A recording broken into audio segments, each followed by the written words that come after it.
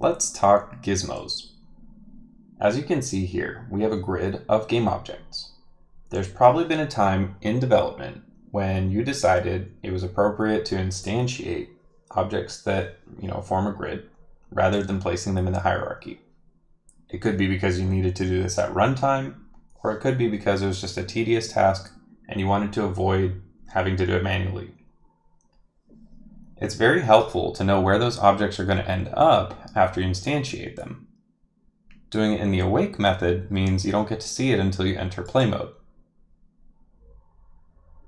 This can be problematic because then you enter play mode and you realize, hey, I really needed it a little bit to the right. I need it to rotate this way and a little bit that way. So you make all these changes and then you exit play mode and you forget, oh man. Let's do it again. Enter play mode, a little bit to the right, rotate, a little bit that way, copy, paste. That's a lot of work. So what we're going to do is we're going to establish a procedure for pre-rendering those objects before they get instantiated using Unity's gizmos. Now you can do this in a few different ways. I'm going to show you kind of what I like. This is my preferred method. We're going to use the onDraw gizmos. So rather than writing out this whole script for you, I've provided a link in the description to GitHub, which has all of the code. I just want to talk through some of the main features and how I accomplish this task. First, let's talk about the different properties we have. Width and depth. These are just the size of our grid. How many things will there be going wide? How many things will there be going, deep? Spacing X and spacing Z determine how much space is in between each object in our grid in each direction. The prefab is what gets instantiated during the awake method. The list of game objects allows us to access everything we've instantiated so that it can be later processed or used in some way. This, if anything, should be the only thing that you expose through a public method so that you can get the list of game objects from another class. We need some variables like offset and angle, that way we don't generate garbage. A couple more properties, whether or not we want to use an angle offset. So there's a possibility that maybe your mesh has a different angle than your prefab, because a prefab could be the parent object and the mesh could be one of the children objects. In that case, we're going to need an angle offset. Actually, no, sorry. If your mesh and your child object, if your mesh and your prefab are the same, that's when you need the angle offset if it's not already facing the correct way.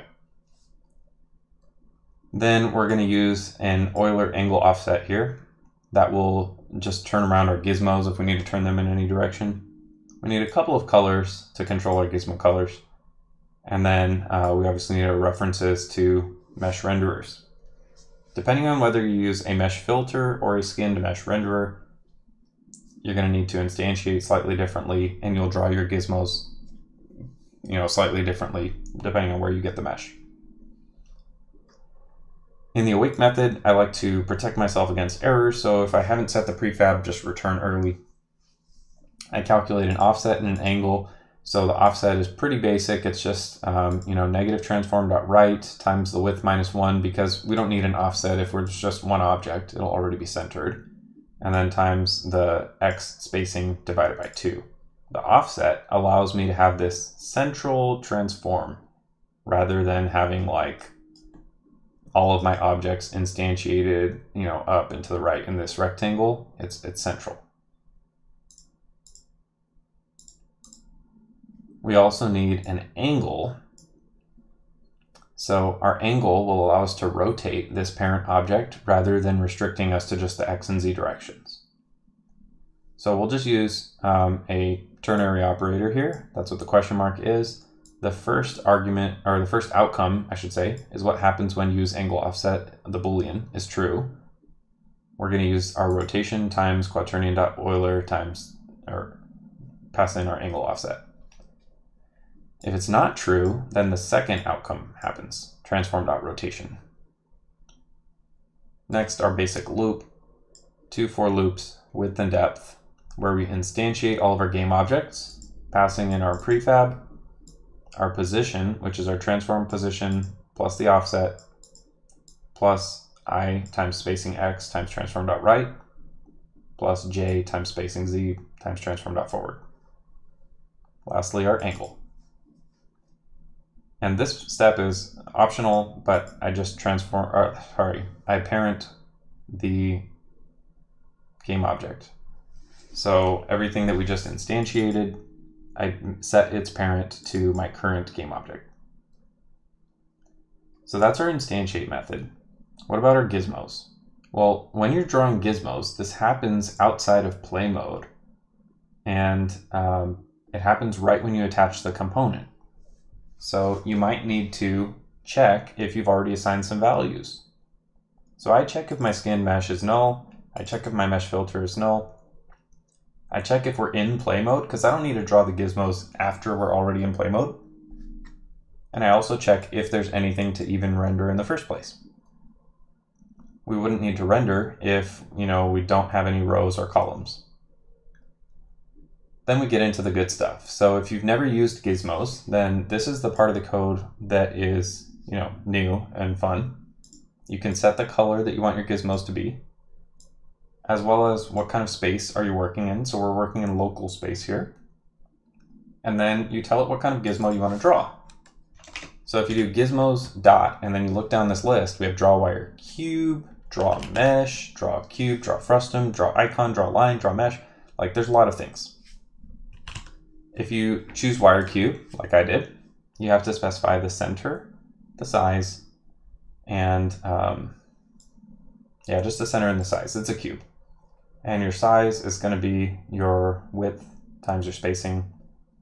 Give it a height, and your depth times your spacing. Your center is vector 3.0 if you're working in local space. So what you see here, this blue box, that's the cube we just drew. And it's based off of our width and depth properties. Next, we calculate our offset and change the color so that we can draw gizmos for all of the objects in the middle. We'll do our for loops, and then we write gizmos.drawMesh. When you do draw mesh, you need to pass in a mesh value, a submesh index, a position, and a rotation. Some of these can be omitted towards the end, but ideally these are the 4 properties that you need.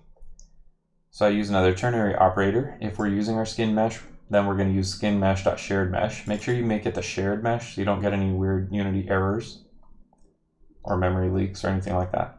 And then you're also going to use mesh filter.shared mesh. Same thing. That would be your false outcome. Our submesh index is usually going to be 0. And our position is our offset plus I times spacing x times vector 3.right. Notice how, since we're in local space, this is just a delta. It's not going to be the actual world position. Similarly, j times spacing z times vector 3.forward. As opposed to up above, we had transform.right and transform.forward. Now we're just using vector 3.right, vector 3.forward. For our rotation, quaternion.Euler, angle offset. Simple as that. So we go here, we're back in our scene. If you change the width, or change the depth, or change the spacing x, or the spacing z, your gizmos will update immediately so that you can see where everything is going to end up in the scene.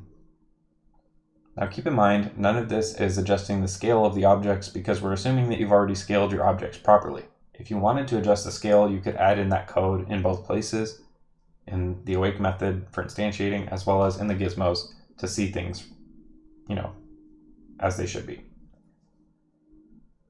Now, with this particular script, just leave that in there so that you can see your game objects. But like I said, you probably want to expose that so that you could get that list somewhere else.